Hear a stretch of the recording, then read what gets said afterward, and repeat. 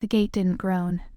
It moved quietly, with a practiced obedience, as if it had learned long ago not to announce itself.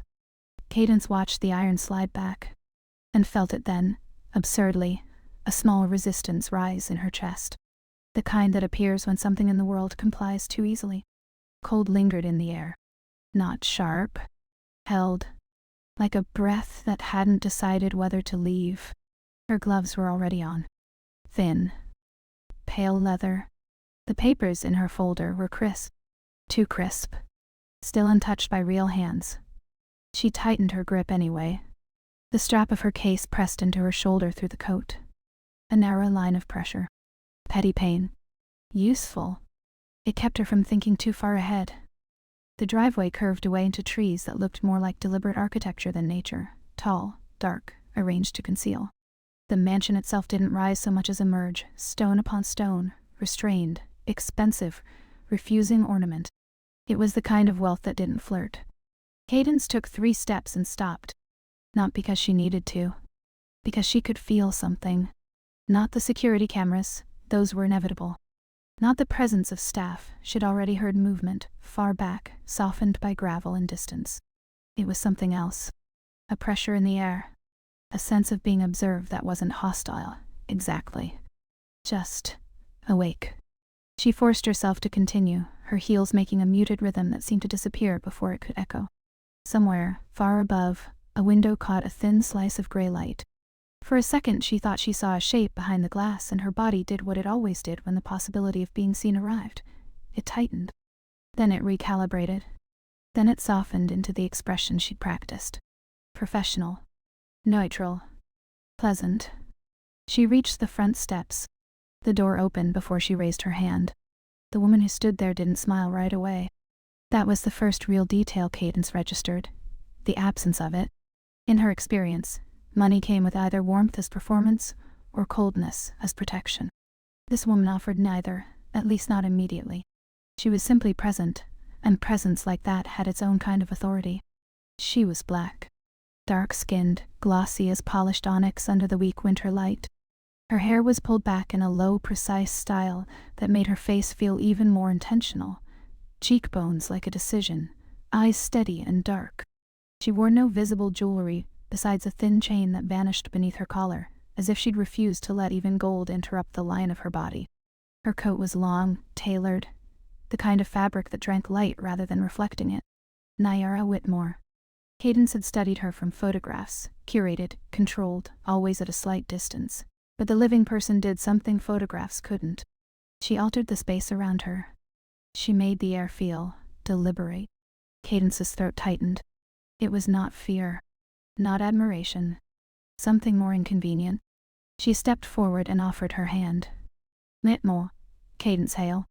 Nyara's gaze dropped to the offered hand, not rudely, but with a slow attention that made Cadence suddenly aware of the warmth trapped inside her glove. Nyara didn't take it immediately.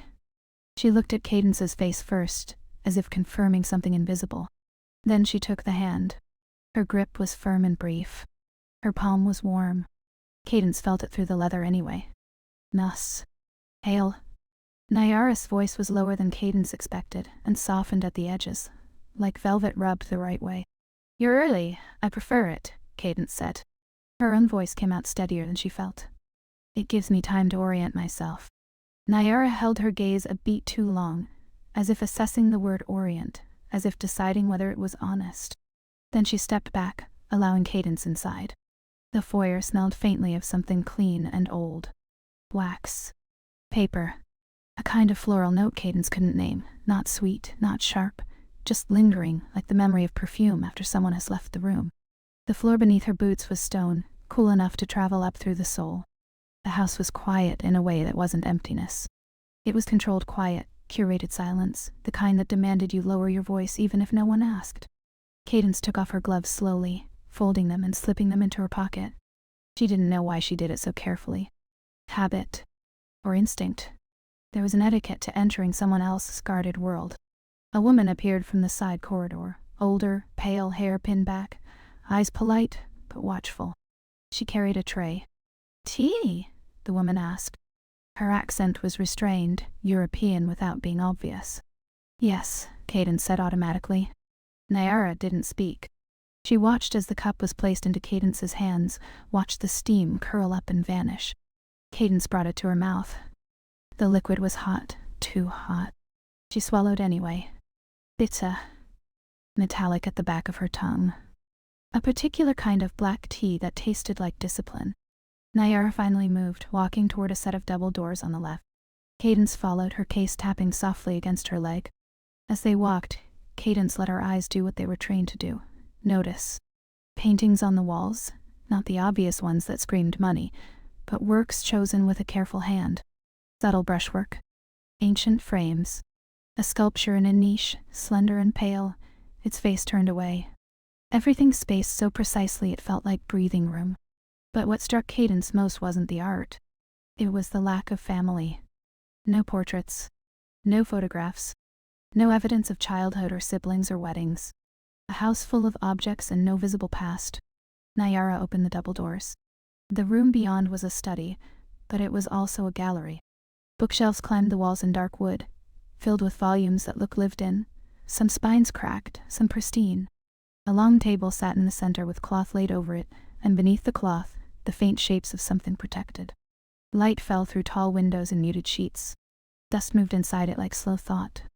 Cadence stopped at the threshold and felt the familiar shift in her body, the quiet excitement of proximity to valuable objects, the sharpening of attention. Nyara glanced back. "This is where we'll start." Cadence set her case down gently, unclipping it. "Thank you for letting me work here. I'm not doing it for you," Nyara said. It wasn't cruel. It was factual. Cadence looked up. "No, of course." Nyara crossed to the table and pulled one corner of the cloth back. Underneath was a small painting wrapped carefully, its wooden panel visible along one edge. Cadence's fingers itched to touch. She didn't. Not yet. "I've arranged the schedule," Nyara said.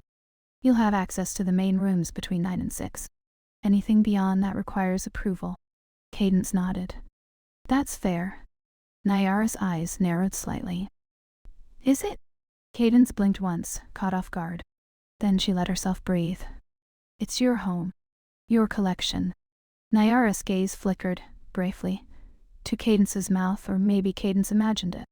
Either way, her body reacted before her mind could decide what it meant.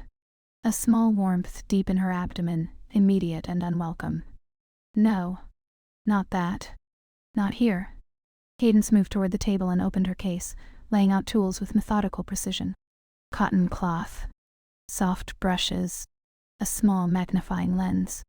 Gloves, different ones now, thin and white, the kind that made hands look almost ceremonial. As she worked, she felt Nyara watching. Not hovering. Not impatient. Simply present, like the house itself.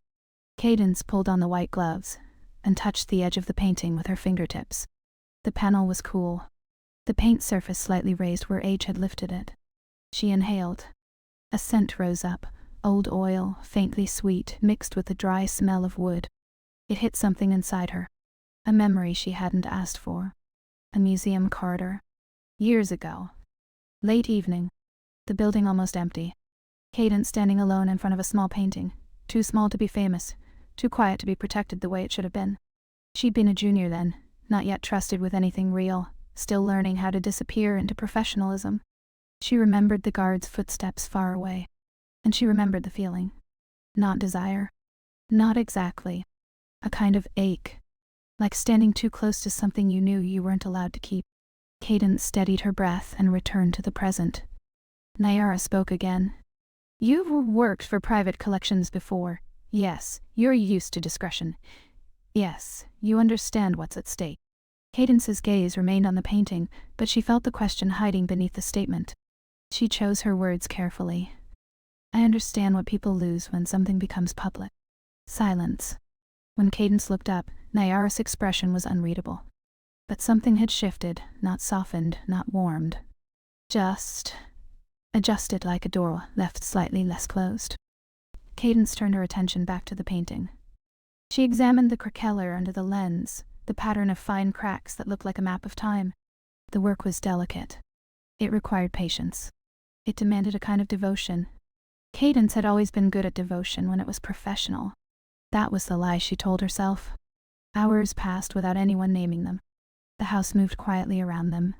A distant door opening, the soft sound of footsteps on stone, a faint clink of glass from some unseen kitchen. Once, a gust of wind pressed against the windows and made the curtains breathe. Cadence worked.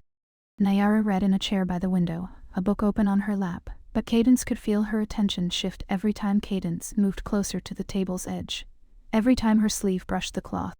At noon, the older woman returned with a tray of food. Soup. Bread. A small plate of sliced fruit that looked too perfect to have been cut by a tired hand. Cadence removed her gloves and washed her hands at the small basin near the wall. The water was cold enough to sting, and she welcomed it. It made her feel clean in a way that wasn't physical. They ate in the study, not at the table where the painting lay, but near it. Close enough that the art remained in their periphery, like a third presence. Cadence took a spoonful of soup. It was warm, savory, with herbs she couldn't identify. Nayara ate quietly, her movements precise. She didn't look at Cadence while she chewed. She looked at the window, at the gray sky beyond. But her attention wasn't outside. It was somewhere inside herself, far back. Cadence wanted, briefly, unexpectedly, to ask what she was thinking. She didn't. Instead, she asked the safer question. How long have you had these pieces? Nayara's spoon paused midair. For a long time, she said. Cadence nodded, waiting. The silence stretched. The house didn't rush it. Neither did Nayara. Finally, Nayara added, They were my mother's. The words landed softly but carried weight. Cadence felt the pull of curiosity, the investigator's instinct to follow the thread. She forced herself not to. Not now. Not like that. That must make this week difficult, Cadence said carefully. Nayara's gaze moved to Cadence's face, slow and direct. Difficult. Cadence swallowed. Letting someone else touch them, handle them, change them. Nayara looked at the painting on the table. Her eyes softened, only slightly, at the edges. You assume I want them changed. Cadence's lips parted. She didn't know what to say. The truth was, all restoration was a kind of violence. A gentle one perhaps, but still an interruption. I suppose, Cadence said slowly, I assume you want them to survive. Nayara's gaze returned to Cadence. And you assume survival is always the goal. Cadence felt that sentence land somewhere under her ribs. She set her spoon down. What do you want then? The question slipped out before she could stop it. Nayara didn't answer immediately. She leaned back slightly in her chair, as if giving herself distance. Or as if leaning into something. I want, she said, to know what is real. Cadence felt a sharp pulse in her throat. She forced a small laugh, too light. Real is subjective. Nayara's mouth curved. Not a smile. Not exactly. Something like an acknowledgement of weakness. Of course you'd say that. Cadence stared at her. Why? Nayara's eyes held hers. Because you're careful. Cadence's breath caught. Careful. Yes. She was careful. Care was her armor. She reached for her tea instead of answering. The cup was warm against her palm. She drank. The bitterness grounded her. Nayara watched her drink. The moment didn't become anything obvious. It didn't explode. It simply settled into the room, a small unspoken exchange that would not leave easily. After lunch, Cadence returned to the painting. She pulled on her gloves again, the thin cotton making her fingers feel less like flesh and more like instrument. She worked with quiet concentration, but her mind kept looping back to Nayara's last words. I want to know what is real. It was too intimate a sentence to be tossed casually. It sounded like something you said when you were alone, when no one could hear you admit you didn't know. Cadence tried to focus on the paint surface. She found a tiny area of lifting, a place where the pigment had begun to separate. She reached for a small brush. And then, without thinking, she glanced toward Nayara. Nayara was still reading, but her gaze wasn't on the page. It was on Cadence's hands. Cadence felt heat rise in her face. She turned back too quickly, as if caught doing something wrong. Her body reacted in a way she didn't like. A tightening, then a softening. Her breath shallow. Her shoulders suddenly aware of the line of her blouse beneath her sweater. It wasn't attraction, she told herself. It was proximity. It was being watched. It was, no. Not that. Not exactly. She dipped the brush, steadying her hand. The work required focus.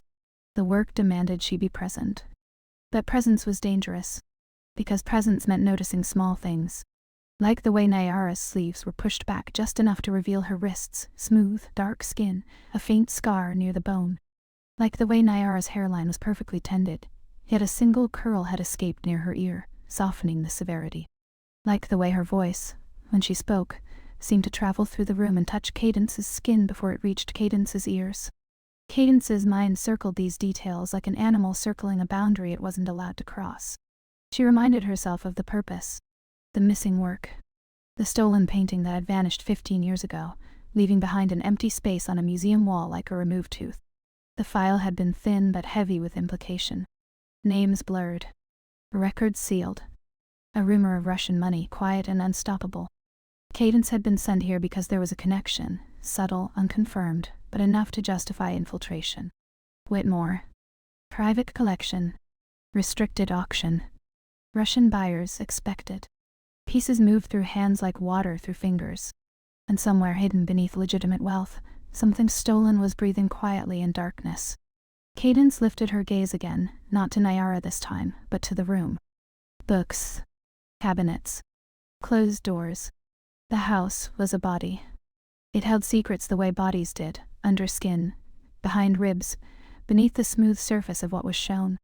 Cadence told herself she was here to find one thing. But her attention, her traitorous attention, kept returning to another. Nyara. At 4, the light shifted. The gray sky darkened. A subtle change that made the room feel smaller, more enclosed. The older woman returned quietly and lit 2 lamps. Their warm glow softened the stone and wood, turned edges into curves. Nyara rose and walked to the window, looking out. The silhouette of her body against the glass made Cadence's throat tighten again. Nyara spoke without turning. "Do you ever get tired of other people's possessions?" Cadence's hand stilled. The question felt like a hand reaching into her chest. "I don't think of them as possessions," Cadence said carefully. Nyara's head tilted slightly. "What do you think of them as then?" Cadence stared at the painting in front of her. The pigment looked deeper under lamplight. The cracks seemed more intimate. "I think," she said slowly, "of what they carry." Nyara turned then, leaning back against the window frame. The lamplight caught the planes of her face, the fullness of her lips, the sharp line of her jaw. "And what do I carry?" Nyara asked. Cadence's breath stopped. The question was too direct, too personal, too close to something Cadence could not afford to touch. She swallowed, forcing her voice to remain neutral. "You carry responsibility." Nyara's eyes narrowed, not in anger but in disappointment. "That's what you choose to say." Cadence felt the sting of it, sharp and quick. She tried to recover. "It's true." Nyara pushed off the window and walked toward the table. She stopped beside Cadence, close enough that Cadence could smell her. Something subtle, warm, with a faint smoky edge. Like incense burned long ago and remembered. Cadence's body responded before her mind could. Her shoulders tightened. Her breath shallow. Nyara looked down at the painting. Then at Cadence's gloved hands. "You're very good," Nyara said quietly. Cadence's mouth went dry. "Thank you." Nyara's gaze lingered on Cadence's hands again. "Do you always wear gloves when you touch what matters?" Cadence's fingers flexed. The cotton felt suddenly like a barrier and a confession. "Aye." She stopped. Restarted. "It's safer." Nyara's voice softened. "For the painting." Cadence's heart beat once, hard. "For everything." Nyara didn't move away. She remained close, a warmth in the air beside Cadence's shoulder. The house continued around them. Some distant sound of water running, a door closing softly, life refusing to pause for their stillness. Cadence stared at the paint surface, but she couldn't see it clearly anymore. Her mind was full of the fact of Nyara's proximity, the quiet weight of her presence. This was the part Cadence had not planned for. Not the investigation. She understood investigations. She understood the slow, patient work of uncovering what was hidden. It was the other slow work that unsettled her. The way desire, if that was what it was, didn't arrive like a storm. It seeped in. Through tea. Through silence. Through the warmth of someone standing beside you while you pretended to focus on something else. Cadence forced herself to move, to pick up the brush, to return to the task. Her hand trembled slightly. She hated that it did. Nayara watched. She didn't comment. After a moment, Nayara walked away, her footsteps soft on stone. Cadence exhaled only when she reached the doorway. She told herself she was relieved. She was not. Evening fell. The staff moved quietly, setting subtle boundaries. A tray removed, a lamp adjusted. A reminder that time continued whether or not Cadence's mind wanted to remain suspended in one charged moment. At 6, Nayara returned to the study doorway. "That's enough for today," she said. Cadence removed her gloves slowly, folding them the way she had folded the leather ones at the door. The repetition of the gesture calmed her. Or tried to. She closed her case, locking it with a small click that sounded too loud in the quiet room. Nayara's gaze stayed on Cadence's hands. Always the hands. "Will you join me for dinner?" Nayara asked. Cadence hesitated. This was not part of the schedule. It was not part of the contract. It was something else. She looked up and met Nayara's eyes. There was no flirtation there, not overtly. There was simply an invitation that carried weight. Cadence felt her body answer before her mind could. A warmth, a loosening, a sense of stepping toward a line. She forced herself to speak calmly. "Yes." Nayara nodded once as if she'd expected it, or as if she'd already decided. Cadence followed her out of the study, down the corridor lined with art that watched without eyes. The house felt different now, less like a museum, more like a living thing with a pulse. As they walked, Cadence's mind returned again and again to a single thought, relentless in its quiet repetition. "I'm here for the painting. I'm here for the painting." And yet her gaze flicked to Nayara's profile. The curve of her cheek. The line of her neck. Not exactly. Not only. Thought settled inside her, heavy and unresolved, like a stone dropped into deep water that never reached the bottom. Cadence tightened her grip on her case strap. The leather bit into her palm. Good. Useful. Pain was honest. And desire, if that was what this was already making her less careful than she had ever been. Dinner did not begin where Cadence expected it to. There was no formal dining room, no long table announcing hierarchy. Nayara led her instead into a smaller space off the kitchen, stone floors softened by a rug worn thin at the edges, a round wooden table scarred by use. A single lamp hung low, casting a circle of warm light that made everything beyond it recede. Cadence paused at the threshold, adjusting to the intimacy of it. This was not a room for guests. It was a room for habit. "Sit," Nayara said, gesturing to the chair opposite her. Cadence did. The wood was smooth beneath her palms, warmed by the day. She placed her case beside her feet, close enough to feel its weight without touching it. The habit steadied her, even as something else inside her resisted the comfort. The older woman, Marta, Cadence remembered, moved quietly between counter and table, setting down plates without ceremony. Soup again, thicker this time, steam curling into the lamplight. Bread torn by hand, not sliced. A small dish of olives that smelled briny and sharp. Nayara waited until Marta left the room before lifting her spoon. Cadence followed her lead. They ate in near silence, the kind that did not feel punitive. It stretched, settled, became part of the room's texture. Cadence noticed the rhythm of Nayara's movements, the measured way she brought the spoon to her mouth, the pause before she swallowed, as if tasting something beyond the food itself. The soup was richer than at lunch. Rosemary tight. Something earthy beneath it. Cadence felt herself relax despite her better judgment. She had always been good at inhabiting spaces temporarily, at letting herself feel at home without leaving evidence behind. It was a skill she'd learned it early, refined over years of moving through other people's worlds. But this sense of being allowed into a private rhythm, felt different. Less like access. More like invitation. Nayara broke the silence first. "You don't speak much when you eat." Cadence glanced up. "I was taught it was polite." Nayara's mouth curved slightly. Not a smile. Something gentler. "Polite to whom?" Cadence hesitated. The honest answer rose too quickly. "To people who didn't want to hear me." She hadn't intended to say it that way. The words lingered between them, small and exposed. Nayara set her spoon down. "And now?" Cadence inhaled. The lamplight made Nayara's eyes look darker, almost black. "Now," she said slowly. "I suppose I don't know yet." Nayara studied her for a long moment, then nodded once, as if accepting the uncertainty rather than pressing against it. They finished eating. Cadence helped clear the table without being asked, stacking plates, carrying them to the sink. The domesticity of it startled her, the way her body moved into the task as if it belonged there. The water was warm on her hands. She rinsed, dried, placed everything where it seemed to fit. Nayara watched from the doorway, arms crossed loosely, her presence a steady line. Cadence kept circling without touching. "You don't have to," Nayara said. Cadence shrugged. "I like knowing where things go." Nayara's gaze softened. "So do I." The comment settled in Cadence's chest, heavy with implication. After dinner, they returned to the study, not to work, but to exist near the work. Nayara poured wine, a dark red that caught the lamplight, and held it. She handed Cadence a glass without asking. Cadence accepted it. The glass was cool, thin, expensive in a way that wasn't flashy. They sat not across from each other this time, but at an angle close enough that Cadence could feel the warmth from Nayara's body without looking. The house hummed around them. Pipes settling. Wind brushing against stone. Somewhere, a clock marking time quietly, without insistence. Cadence sipped the wine.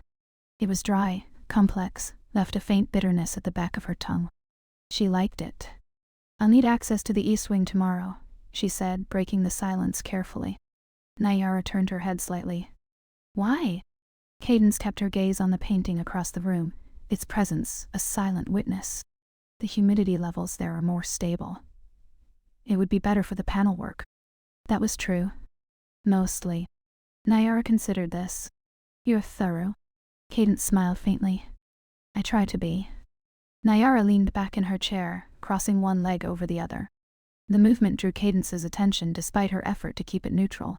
There was a confidence in the way Nayara occupied space. No apology, no performance. Just certainty. "You've been doing this a long time," Nayara said. "Yes, long enough to know when someone is watching you for reasons other than work." Cadence's fingers tightened around the stem of her glass. She forced herself to breathe evenly. "Is that a question?" Nayara's gaze met hers, direct and unreadable. "It's an observation." Cadence took another sip of wine, buying herself time. The taste grounded her. She set the glass down carefully. "I'm used to being watched," she said. "It comes with handling things people care about." Nayara tilted her head. "And do you like it?" The question landed softly, but it reached deep. Cadence thought of museum floors at night, empty and echoing. Of the way she'd learned to feel herself through the awareness of unseen eyes. Of the thin line between being seen and being known. "I don't dislike it," she said finally. "But it's different when the attention has weight." Nayara's gaze sharpened. "Wait, how?" Cadence hesitated. Then, "Because something in the room felt steady enough to hold it," she answered honestly. "When it asks something of you." Silence again. The kind that didn't push. Nayara looked away first, her attention drifting to the window. Outside, the last of the light was draining from the sky, leaving a flat, dark gray that pressed close.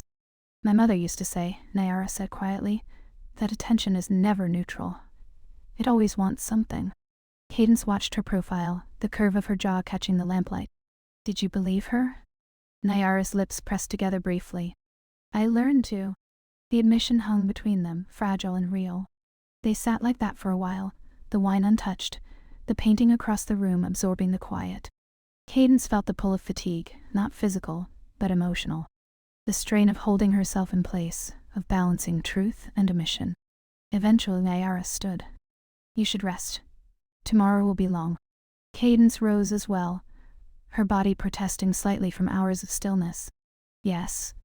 Nayara hesitated, then gestured toward the hallway. "Your room is ready."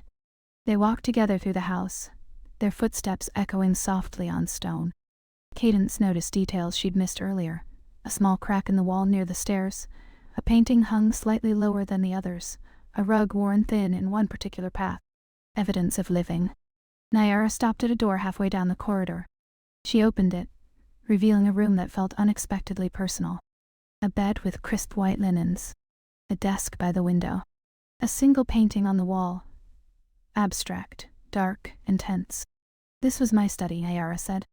"I don't use it much anymore." Cadence stepped inside, her breath catching. The room smelled faintly of cedar, and something else. Ink, perhaps. The presence of Nayara lingered here more strongly than in any other part of the house. "Thank you," Cadence said, meaning more than the room. Nyara nodded. She lingered in the doorway, her hand resting on the frame. For a moment, neither of them moved. You don't sleep much, Nyara said. Cadence looked up, startled. How did you?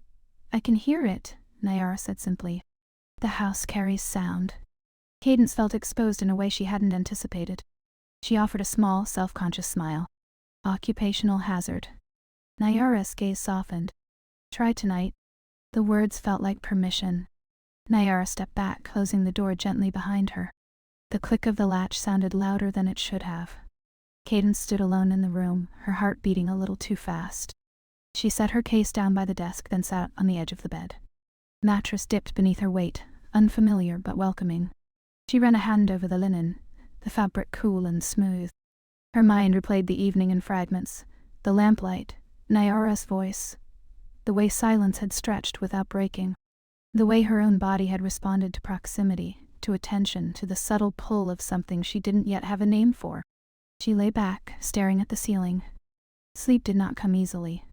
Her thoughts circled, returning again and again to a single image, Nyara standing by the window silhouetted against the dark, asking what was real. Cadence closed her eyes. Down the hall, Nyara paused outside her own door, her hand hovering over the handle. She stood there longer than she intended, listening to the house breathe. She told herself she was tired. She told herself it was nothing. But the presence of Cadence Hale, careful, quiet, unsettling, had shifted something in the rhythm of her home. A subtle rearrangement she could already feel, like furniture moved in the dark. Neither of them slept much that night. And the house, attentive and old, held their wakefulness without judgment, as if it had been waiting for this particular kind of unrest. The morning light entered the house slowly, as if negotiating permission. Cadence woke before the sound of it reached the corridors. Not from habit this time, but from a quiet tension that had followed her into sleep and refused to loosen. She lay still, listening to the unfamiliar cadence of the place, the muted settling of stone, the distant murmur of water somewhere deep in the walls. The room held the faint trace of cedar and ink, and beneath that, something warmer she recognized too easily as Nyara. She sat up and pressed her palms briefly to the mattress, grounding herself. The linen was cool now, unmarked by the night. Whatever had passed through her dreams had left no evidence. She dressed carefully, choosing clothes that felt neutral, professional. A kind of armor. She pulled her hair back, checked her reflection in the darkened glass of the window. Her face looked composed. Awake. As if nothing had shifted. But something had. When she stepped into the hallway, the house already felt altered, less like a series of rooms, more like a continuous body she was moving through. She could sense Nyara somewhere ahead, not through sound, but through an attunement that unsettled her. As if the space between them had thinned overnight. The study door was open. Nyara stood at the table, her back to Cadence, sleeves rolled to her elbows, dark skin catching the pale light.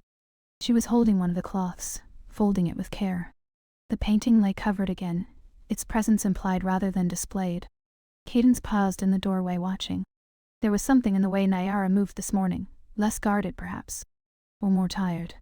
Her shoulders held a slight tension that hadn't been there before, a quiet alertness. "You're up early," Nyara said without turning.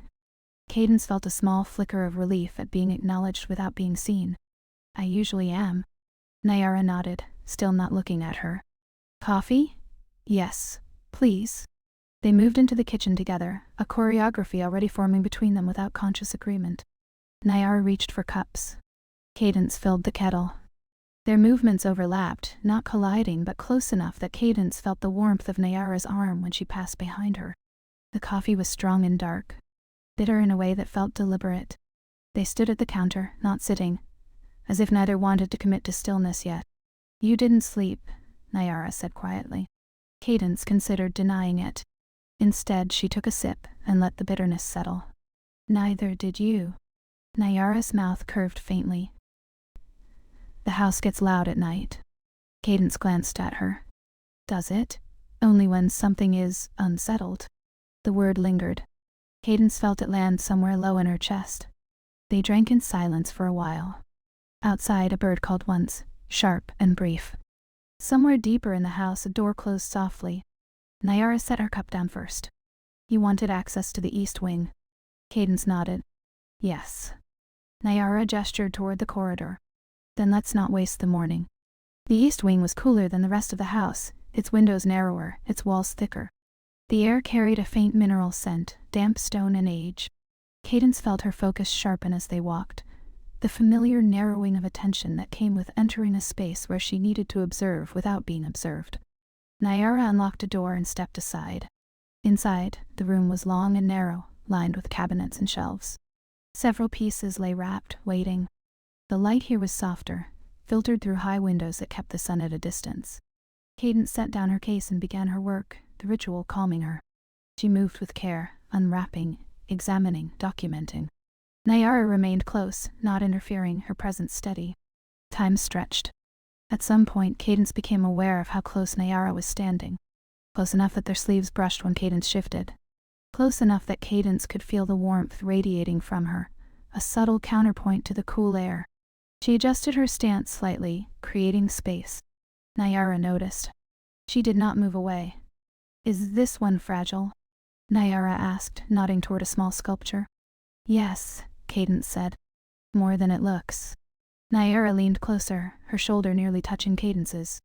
"Because of the material."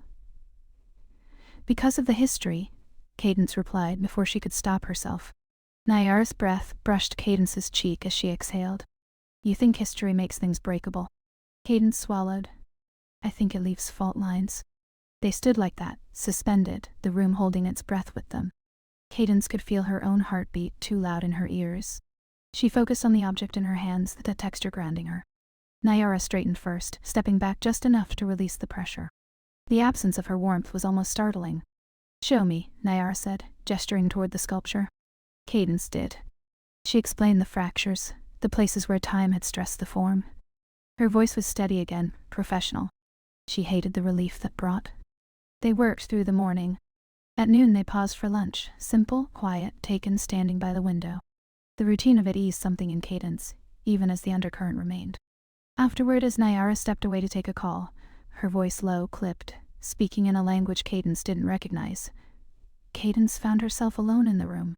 She moved carefully, her eyes drifting where they should not. A cabinet slightly ajar. A label partially obscured. Nothing overt. Nothing actionable. Still, her pulse quickened. She reminded herself of the purpose, of the painting that had vanished, of the weight of the investigation pressing quietly against her ribs. When Nyara returned, the air shifted again. "You're tense," Nyara said. Cadence forced a small smile. "Just concentration." Nyara studied her. "You hold your breath when you're lying." The comment struck like a physical touch. Cadence opened her mouth to respond, then closed it. Restarted. "I'm not lying." Nyara's gaze softened, not in accusation but in something closer to understanding. "That's not what I said." The silence that followed was heavy, but not hostile. It pressed in, asking something neither of them named. Nyara moved closer, stopping just inside Cadence's personal space. Not touching. Waiting. Cadence felt the question in the pause. Her body answered before her mind did. A subtle leaning forward she barely recognized as consent until it was already happening. Nyara's hand lifted slowly, deliberately, stopping a breath away from Cadence's arm. She waited. Cadence nodded. Once. Nyara's fingers brushed her sleeve, light as a test. Cadence inhaled sharply. The contact sent a quiet shock through her, a line of warmth tracing up her arm.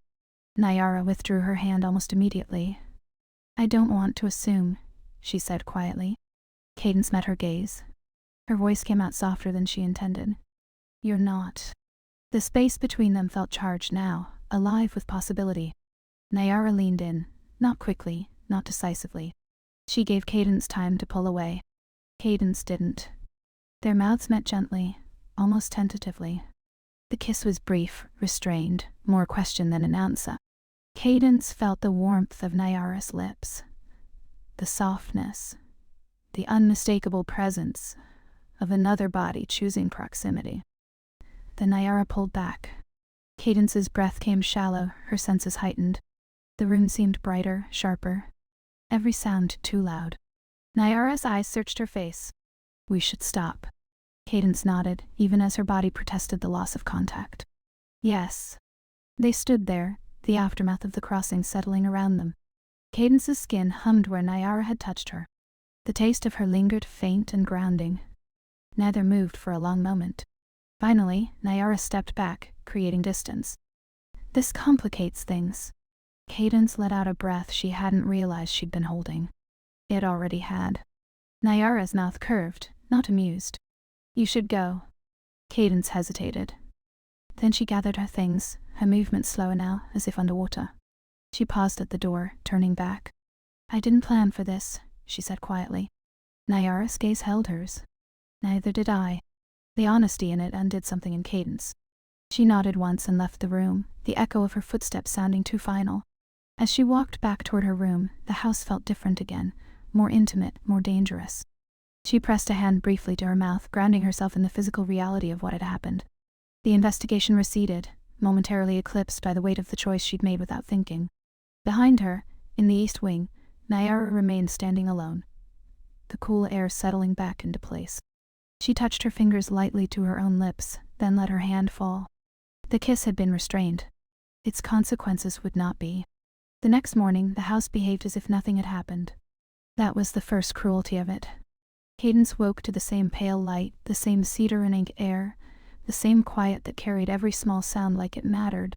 She lay still for a long time, staring at the ceiling, letting her body register what her mind refused to handle quickly.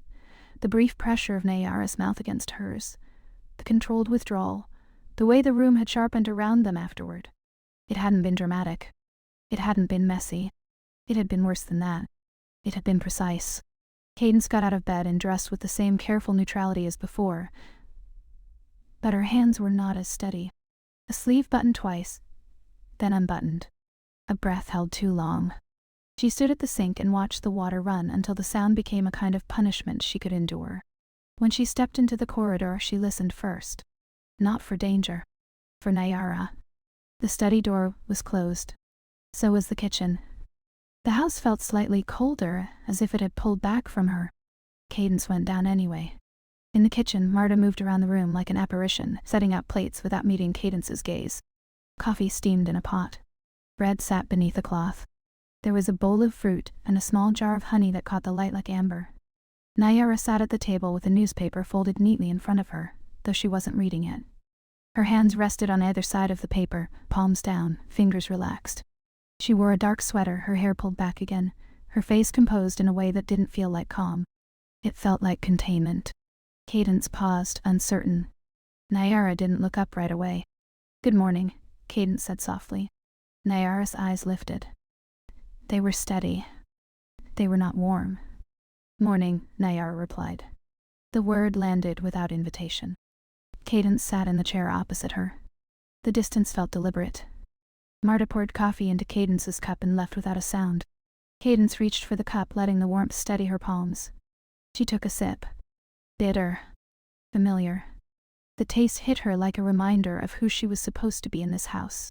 Nyara unfolded the newspaper as if she might begin reading after all. Then she didn't. They ate in silence. Bread torn, not cut. Fruit that tasted almost too sweet against the bitterness of coffee. Cadence felt the strain of her own attention, how it wanted to keep flicking to Nyara's mouth, her hands, the line of her throat. How it wanted to replay the kiss the way a tongue returns again and again to a sore spot. Nyara didn't look at her. Not once. Cadence tried to speak twice and stopped twice. Finally, she said, about yesterday. Nyara's eyes rose instantly. Not angry. Not soft. Alert. Cadence felt her mouth dry. The words she'd planned collapsed. She tried again, quieter. I didn't want to make you uncomfortable. Nyara held her gaze. You didn't. The simplicity of it startled Cadence. Nyara looked away first, folding the newspaper with the same careful hands. We're not going to discuss it in the kitchen. Cadence's pulse jumped. Of course. Nyara stood. We have work. Cadence rose as well, coffee still hot in her throat. Marta remained in the doorway, watching them with the polite stillness of someone who knew how to disappear while absorbing everything. The study welcomed them back with its muted light, its measured air. Cadence opened her case, laid out her tools. The routine steadied her, but it couldn't erase the charged distance that had settled between them. Nyara didn't read today.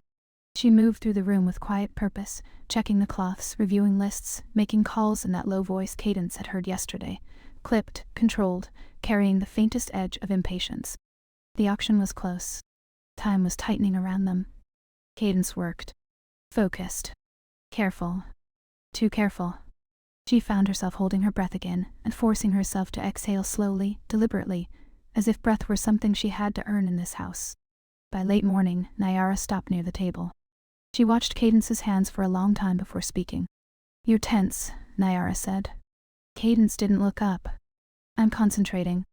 Nyara's voice stayed even. "No, you're guarding." Cadence's fingers stilled on the edge of the painting. The cotton gloves suddenly felt like a confession. She forced herself to meet Nyara's eyes. "I'm trying to be respectful." Nyara's gaze sharpened. "Respectful of what?" "Of you," Cadence thought. "Of the fact that I've already stepped over a line I can't afford." "But," she said, "of your space, of your rules." Nyara's mouth tightened slightly, as if the word rules had touched something sore. "My rules didn't invite you to kiss me?" Cadence's throat constricted. She swallowed. "No." The silence that followed was heavy, but not explosive. It was the kind that made you aware of your own skin. Nyara stepped back, as if physically withdrawing from the proximity of the conversation. "Finish what you need to finish. We have a viewing this afternoon." Cadence blinked. "A viewing?" "The buyer's representatives," Nyara said. "They'll see a selection before the auction." Cadence's pulse quickened. "Here?" Nyara nodded. "Yes." Cadence forced her expression to remain neutral, but her mind sharpened with instinct. Russians. Quiet money. Representatives who never looked like what they represented. The possibility of an answer stepping into the house wearing a polite face. Cadence turned back to her work, pretending her hands weren't suddenly cold. At noon they ate again, this time in the same small kitchen room, but the atmosphere shifted. The intimacy of the space felt like pressure now, not comfort. Marta set down plates, pasta, simple, fragrant with garlic, and left quickly, as if giving them privacy or refusing proximity. Cadence twirled pasta around her fork and barely tasted it. Nyara ate with quiet control, her posture impeccable. Her eyes remained on her plate. Cadence tried to summon a normal question. A safe one. "How many representatives are coming?" she asked. Nyara's fork paused. "3. Do you know them?" Nyara's mouth curved, humorless. "No, that's the point." Cadence nodded. The pasta turned to paste in her mouth. After lunch they prepared the study. Nyara moved through the space like a conductor, adjusting light, repositioning objects, choosing which works would be seen and which would remain hidden. Cadence helped without being asked, moving chairs, wiping glass, ensuring surfaces were clean. Mundane tasks, performed side by side. Their hands occasionally brushed when reaching for the same cloth, and each time both of them paused, a fraction too long, before withdrawing. Consent lived in those pauses. So did fear. By mid-afternoon, the doorbell sounded once, low and restrained. The house seemed to hold its breath. Nyara's posture changed. Not stiffening exactly. Sharpening. She walked to the foyer with a calm that felt rehearsed. Cadence remained in the study, her role carefully defined. Restorer, professional, a person meant to exist at the edge of the transaction. Voices drifted down the corridor, English, polished, faintly accented. Cadence heard laughter that didn't carry warmth.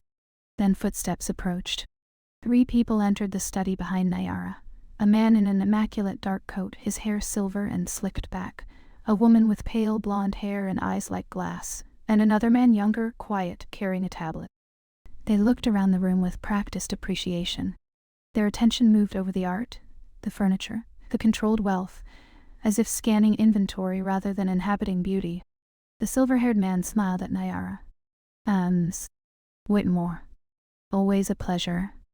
Nyara's expression did not change. "Mr. Volkov." Cadence's skin tightened. Volkov. The name slid into her mind like a key turning. The man's gaze moved toward Cadence. His smile softened into something that mimicked courtesy. "And you are?" Cadence forced her face into pleasant professionalism. "Cadence Hale. I'm overseeing restoration and condition." The blonde woman stepped closer to one of the paintings, studying it with an attention that felt almost intimate. "You've kept them well," she said to Nyara. Nyara's voice remained even.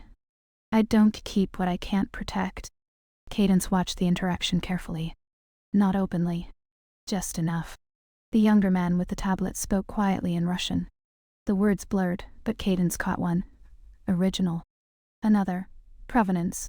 Her pulse quickened. Volkov's gaze drifted around the room again, lingering on the covered table. What's beneath? He asked. Nayara's answer was immediate. Not for viewing. Volkov's smile didn't falter. Of course, of course. He stepped away, moving toward the shelves. His attention was too casual, too practiced. The blonde woman moved closer to Nayara, speaking softly, as if sharing confidences. Cadence stood by the window, her hands folded, her posture controlled. She listened, observed, waited for a signal she couldn't name. Then she saw it. On the younger man's tablet, briefly visible as he adjusted his grip, a photograph. A small painting. Dark. Familiar in its composition even from a glance. An image Cadence had seen in the file, in the museum archive, grainy and old. The missing work. The one that had vanished 15 years ago. Her throat went tight. Her hands clenched behind her back. The image disappeared as the man turned the tablet away, but the imprint remained in Cadence's mind like a bruise. So it was real. The painting existed. It was circulating in their orbit. And if it was on that tablet, if it was part of their private catalog, then the synopsis thread Cadence had been living inside tightened into certainty. The stolen work was not in Nayara's house. It was with them. Here in the same room. Cadence's body reacted before her mind finished the thought. Heat in her face. A faint dizziness. The urge to move, to do something, to act. She didn't. Not yet.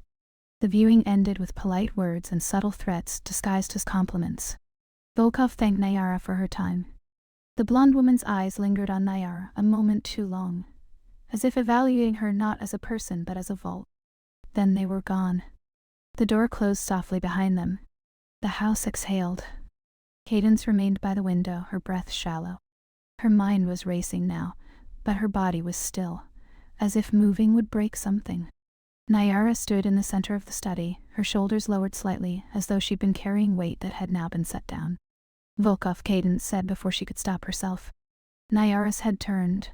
Yes, you know who they are, Cadence said.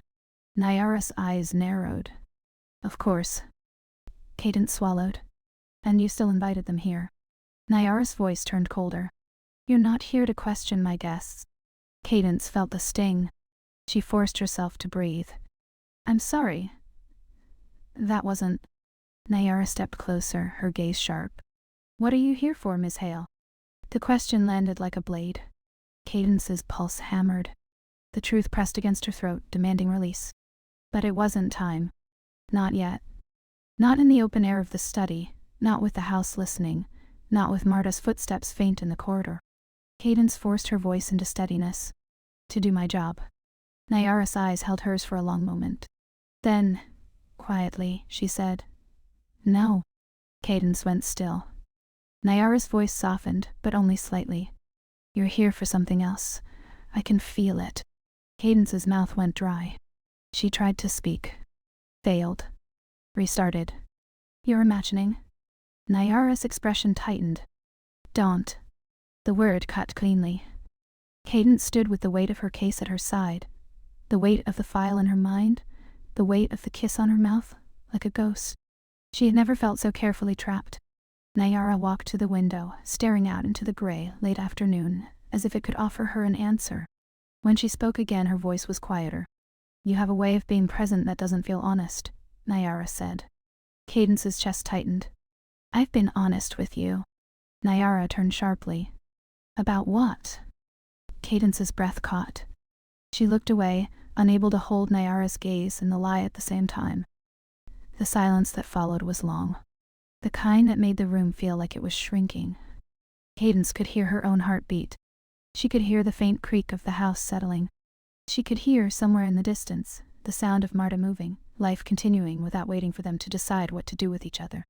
Nayara spoke again, slower now, as if weighing each word. Yesterday, you let me think we were stepping into something real. Cadence's throat burned. It was real. Nayara's eyes flashed. Then why do I feel like you're already halfway out the door? Cadence swallowed hard. She couldn't answer without breaking everything. Nayara's voice dropped. "Come with me." Cadence blinked. "Where?" Nayara didn't explain. She walked toward the corridor, her steps measured, her posture contained. Cadence followed because there was no other way to stay in the story without facing its spine. They moved through the house in silence. Past paintings that watched. Past doors that held secrets. Their footsteps echoed softly, the sound intimate and unforgiving. Nayara stopped at a door Cadence hadn't noticed before, plain unmarked, set slightly back from the main corridor. She took a key from her pocket and unlocked it. The room inside was small and bare compared to the rest of the house. No art on the walls. No softness. A single chair. A desk. A lamp that cast a hard circle of light. It felt like a place meant for decisions. Nayara stepped inside and turned to face Cadence. "Close the door," Nayara said. Cadence did. The click of the latch sounded final. Nayara stood still for a long moment, watching Cadence as if she were trying to see through her skin. Then she spoke, quiet and controlled. "Tell me who you are." Cadence's breath went shallow. This was the moment the story had been walking toward, step by step through tea and silence and gloved hands, and a kiss that had asked a question neither of them had been ready to answer. Cadence opened her mouth. Stopped. Started again. No. Not that. Not exactly. Her hands trembled once, barely visible. She forced them still by clasping them together. Nayara didn't move. She didn't soften. She simply waited, her restraint more frightening than anger. Cadence felt the truth press against her teeth like something living. Outside the room, the house continued. A distant footstep. Faint murmur. Time refusing to pause. Inside, Cadence stood in the hard circle of lamplight with her heartbeat loud in her ears, the taste of bitter coffee still faint on her tongue, and the memory of Nayara's mouth against hers like a bruise she couldn't hide. She looked at Nayara, at the woman who had let her into private rooms, into routine, into a kiss, and felt the cost of what she was about to do. Nayara's voice was almost a whisper. "Cadence." Cadence inhaled. And then she held the breath, suspended on the edge of confession, as if the air itself might decide whether she deserved to exhale. Cadence let the breath go slowly, as if releasing it too fast would turn the room into something else. "I'm not who you think I am," she said. Nayara didn't move. Her face didn't change. But something in her eyes tightened, an almost imperceptible narrowing, the kind that happens when the body prepares for impact. Cadence tried again, because the first sentence was too vague to be mercy. "My name is Cadence Hale," she said. "But I wasn't hired by you. Not really. I was sent." Silence. The lamp made a hard island of light between them. Everything beyond it felt far away, as if the house had stepped back to let the truth happen without witnesses. "Sent by whom?" Nayara asked, her voice low. Cadence swallowed. Her throat felt raw, as if she'd been holding these words there for years. "An agency that works with museums, insurance, recovery." She paused. "Investigation." Nayara's mouth opened slightly, then closed again. Her gaze held Cadence's unwavering. "You're an investigator." Cadence nodded once. The movement felt like surrender. Nayara's hands remained at her sides, fingers relaxed, which made it worse. Anger would have been easier. Anger would have been a door. This was a room with no door at all. "How long?" Nayara asked. Cadence looked down at her own hands, clasped too tightly. She forced herself to loosen them. "Since before I arrived." Nayara's voice sharpened, just a fraction. "Since the gate." Cadence felt heat rise behind her eyes. She blinked it away. "Yes." A long pause. Nayara turned her head slightly, as if listening to something far away. The house. Her own pulse. The echo of the kiss that had happened under different terms. When she looked back, her expression was quieter than Cadence expected. Not softer. Quieter. Like grief that has decided not to waste itself on theatrics. "And the art," Nayara said. "What did you want to find?" Cadence inhaled. The air felt cold in her lungs. "A painting." Nayara's jaw tightened. "Which painting?" Cadence's voice came out low. "One that disappeared 15 years ago, from a museum. It was never recovered." Nayara's eyes flashed. "And you thought I had it?" "No," Cadence said quickly. "I didn't know." "I didn't." She stopped, recalibrated. "There was a connection in the records. Private sales, restricted auctions, names that kept circling. Whitmore, Volkov, the same. Gravity. Nyara's gaze held steady. So you came here, yes, and you let me. Nyara's voice caught for the first time. Not a stumble. Something sharper. Crack you couldn't unhear. You let me invite you into my home. Cadence's chest tightened. You didn't have to invite me into anything. I would have worked and left. I was supposed to work and leave. Nyara's eyes narrowed. Supposed to. Cadence's throat burned. I didn't plan the rest. Nyara's laugh was small and bitter. It came out like a breath that had been poisoned. Of course you didn't. Cadence stepped forward an inch, then stopped. The space between them was charged now with something heavier than desire. Moral weight, humiliation, the raw bruise of being mistaken. I need you to understand, Cadence said quietly, that I didn't pretend to feel what I felt. Nyara's gaze sharpened. What you felt? Cadence's hands trembled once. She forced them still against her thighs. The way you watched me. The way you let the house become ordinary around me. The way dinner wasn't a performance. Her voice softened, dangerous in its honesty. The way you asked what was real. Nyara's eyes flickered, just once, as if the memory hit her like cold water. Cadence continued, because stopping would be cowardice. I didn't manufacture that. I didn't invent it. I didn't. Her breath caught. I didn't use you for that. Nyara's expression tightened again. But you used me. Cadence flinched. The sentence landed cleanly. Accurate. Unavoidable. Yes, Cadence whispered. Nyara turned away. The movement was slow, controlled, as if she were refusing to give Cadence the satisfaction of drama. She walked to the desk and placed her fingertips on its edge, grounding herself in wood and weight. Cadence stayed where she was, her body full of impulse and restraint. She wanted to reach for Nyara. She wanted to touch her shoulder. She wanted to pull her into warmth and say everything in one long confession that would make it all disappear. But consent lived here too. And consent required distance when someone needed it. Nyara spoke without turning. Tell me the part I don't want to hear. Cadence's stomach tightened. The part you don't want to hear is that the painting isn't here. Nyara's shoulders shifted slightly. I know that. Cadence blinked. You? Nyara turned her head enough for Cadence to see the edge of her profile. I know what is in my house, Miss Hale. Cadence swallowed. Then you know why they're coming. Nyara's mouth tightened. They come for what they want. Cadence felt the file in her mind unfold. Names, dates, the way the younger man's tablet had flashed that photograph like a secret. I saw it, Cadence said. On the tablet, Volkov's man. The missing piece. They have it. Nyara went still. For the first time her composure broke, not outwardly, but inside her eyes. Something like recognition crossed her face. Something like confirmation. You're sure, Nyara said. Cadence nodded. I've seen it too many times. In records. In archives. In the empty space it left behind. She hesitated. It's real. Nyara turned fully now, facing Cadence again. Her voice was quiet. And what happens next? Cadence felt the core choice tighten around her. The mission. The disappearance. The clean exit. Or the woman in front of her, black, poised, wounded, furious in a way that didn't shout, standing in a house that had made room for Cadence's presence like it was learning a new heartbeat. I'm supposed to report, Cadence said. Nyara's eyes hardened. Supposed to? Cadence stepped forward again, stopping just short of the hard circle of light as if refusing to cross without invitation. I can report and disappear. Nyara's jaw tightened. That would be convenient. Cadence's breath shook. I don't want convenient. The words fell into the room like a dropped object. You could hear the shape of them. Nyara watched her. What do you want then? Cadence felt the answer rise before she could protect herself from it. I want, she said softly, to stay long enough to see you not made into collateral.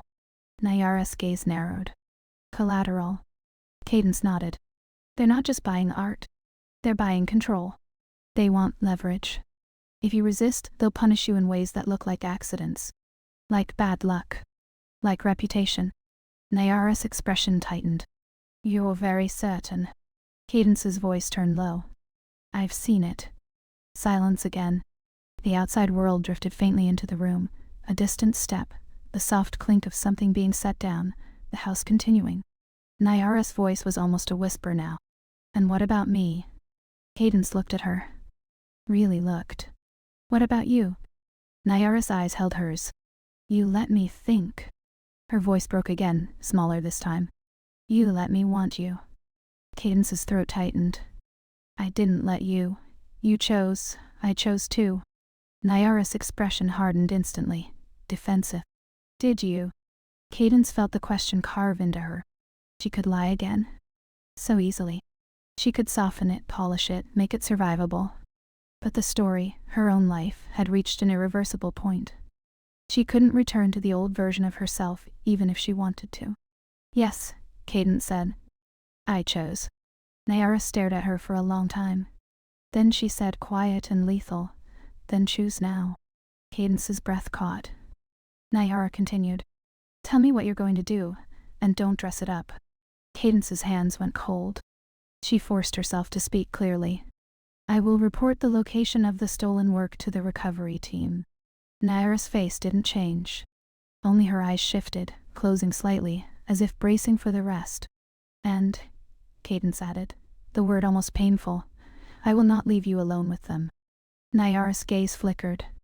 That's not your job. Cadence's voice softened. No.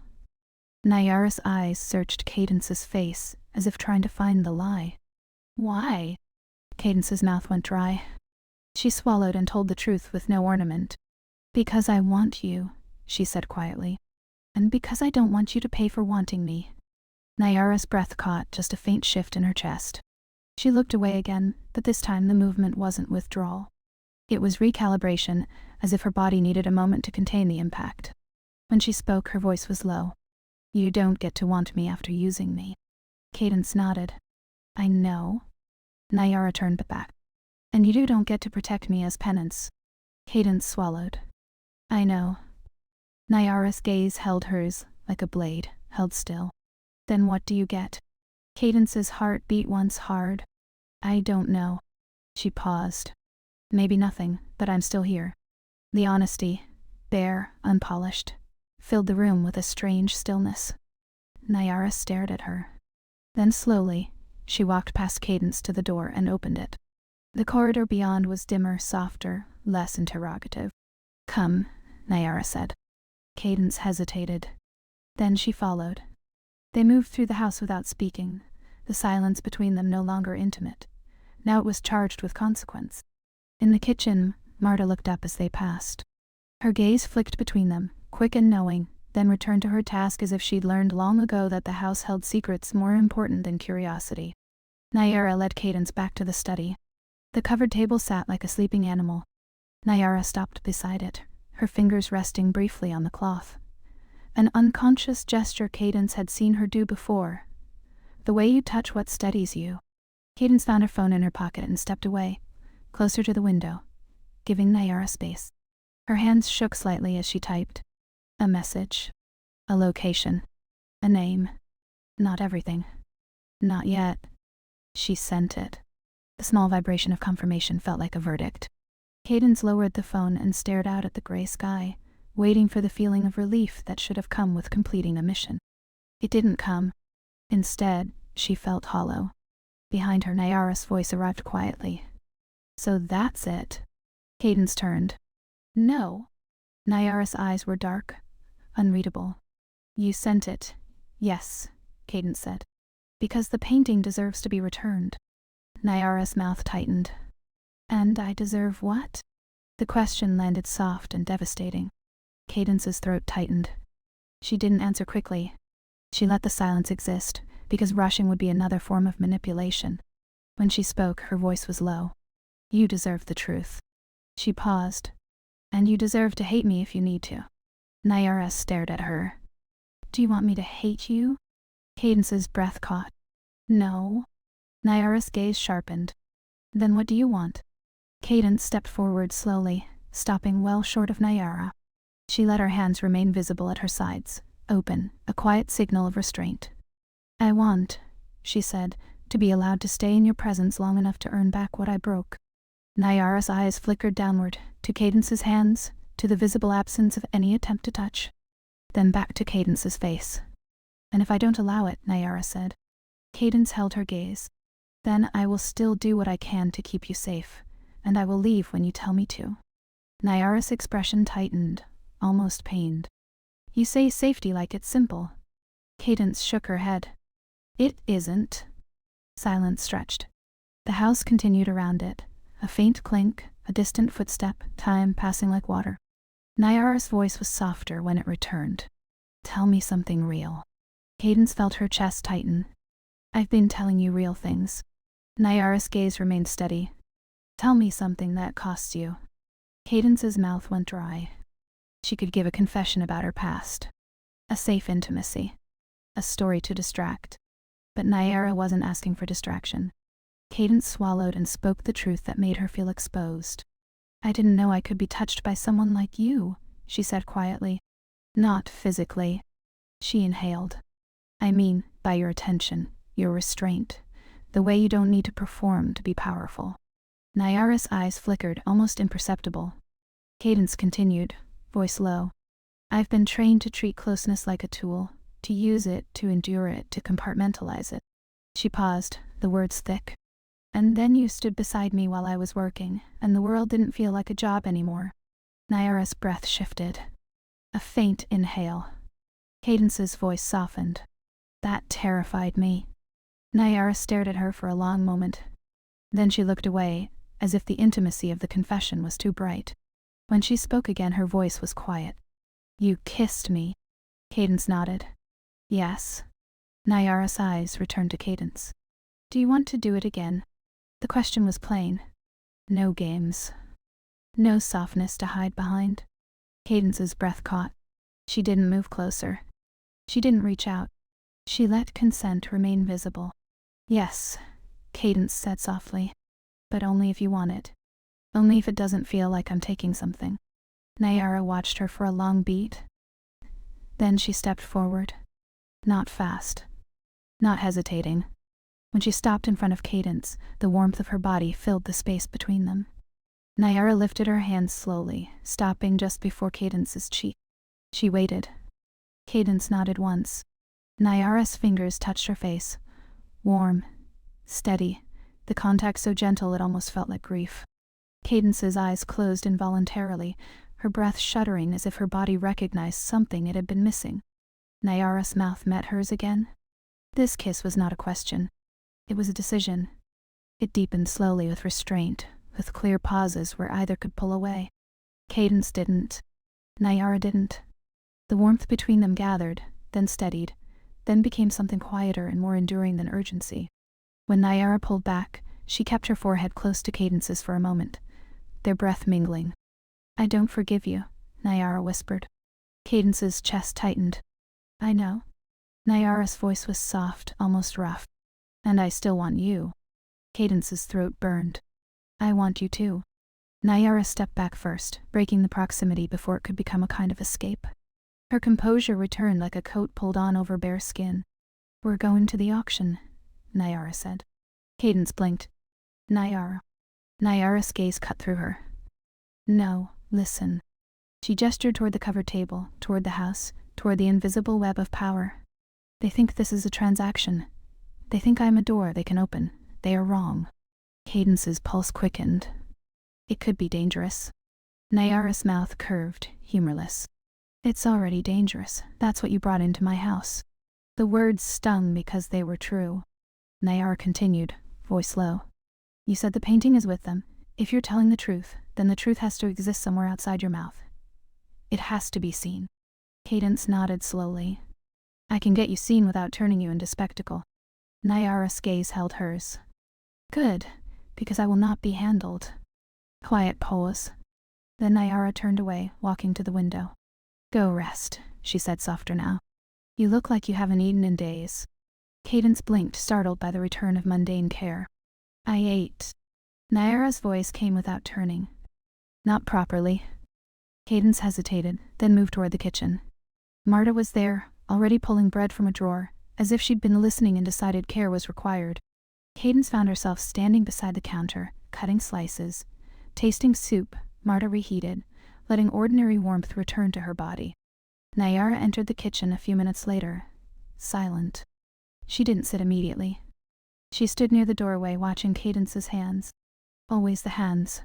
Cadence felt the familiar hum of being observed. But now it had changed. It was no longer suspicion alone. It was possession held back. It was desire restrained into dignity. Cadence set a bowl on the table. "Will you eat?"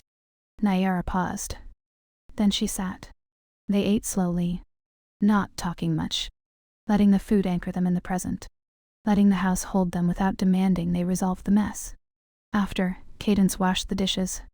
Nayara dried them without comment, standing close enough that their shoulders brushed occasionally. Each brush was small. Each brush was a choice not to withdraw. Later, in the late afternoon, Cadence returned to the study to pack her tools. The work remained, but now it felt threaded with something else.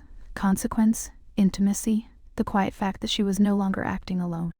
Nayara stood by the covered table again. Her fingers touched the cloth once, then stopped as if refusing comfort. Cadence closed her case with a soft click and turned. Nayara's eyes were fixed on her. "If you disappear after this," Nayara said quietly, "I will never forgive you." Cadence's throat tightened. "I won't." Nayara's gaze narrowed. "That's not a promise you can make lightly." Cadence stepped closer, stopping at a respectful distance. "I'm not making it lightly." Silence stretched. Then Nayara did something that felt more intimate than the kiss. She reached for Cadence's hand. No glove. No barrier. Her fingers closed around Cadence's slowly, firmly, as if testing whether Cadence would flinch from being held under honest terms. Cadence didn't move. She simply let her hand be taken, warmth traveling up her arm like a quiet thaw. Nayara's voice was almost a whisper. "You feel like trouble." Cadence swallowed. "I am." Nayara's mouth curved faintly, not amused. "And you feel like..." She paused, searching for the word as if refusing to cheapen it. "Like something I didn't know I wanted until it was already here." Cadence felt tears rise, not dramatic, not spilling. Just pressure, the body's response to being seen. She let the silence exist, because as anything she said too quickly would be a kind of theft. Nayara released her hand gently, as if proving she could. "We leave tomorrow," Nayara said. Cadence nodded. "Tomorrow." Nayara turned away, walking toward the corridor. Halfway there she paused, her back to Cadence. "And Cadence," she said. Cadence's breath caught. "Yes." Nayara's voice was low. "If you lie again, even once." Cadence answered before Nayara finished. "I won't." Nayara stood still a moment longer, then continued walking, leaving Cadence alone in the study with the fading light and the weight of what had begun. Cadence looked down at her own hand, still warm where Nayara had held it. The house outside the window was gray and quiet, but something inside her had shifted into a new shape, one that could not return to the old compartmentalized life without breaking. And somewhere ahead, in a room full of strangers and money and polished voices, the truth waited to be seen. Not yet. But soon. A slow choice, held back for one more night, like a match kept unstruck in the dark. Some loves don't arrive like lightning. They arrive like a key turning quietly, in a lock you didn't know could open. What would it cost to choose truth with your whole body when the lie has already touched you like a first kiss? Some stories don't end when the moment fades. They stay with us, asking to be felt. If this story awakens something you recognize, you're welcome to share your truth in the comments. And if this journey stayed with you, consider subscribing to Secret Garden Stories and sharing it with someone who might feel seen. Your support helps this space grow, a world with more love, more honesty, and less silence. Thank you for being here.